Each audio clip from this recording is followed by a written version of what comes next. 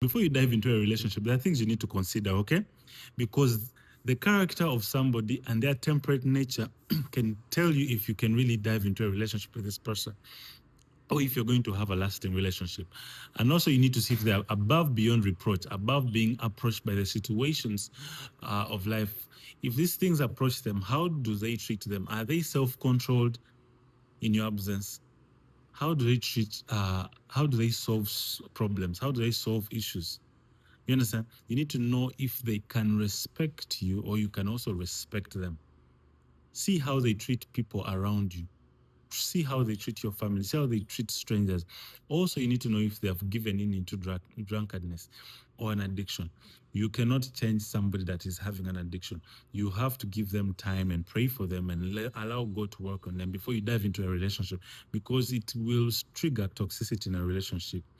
And then you need to know how gentle they are, because some people are going to be so violent in nature. They have a violent nature and it might not correspond with your nature. You understand? You need to know how quarrelsome and how they hold a grudge. There are people who can hold a grudge for months, for weeks. There are those who cannot go to bed without solving an issue. And you need to choose your do's and don'ts. Remember that.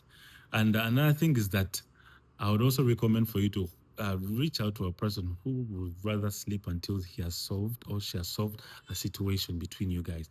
And then you need to see how teachable are they.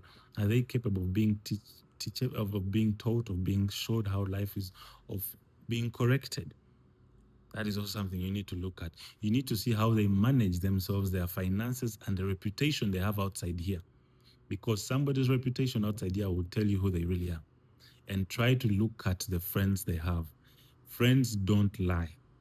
The company you keep will tell me who you are. Okay?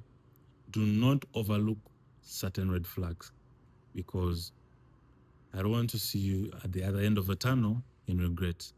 Pay attention to the red flags and pray about them. Pray about them before you take a decision. Be blessed.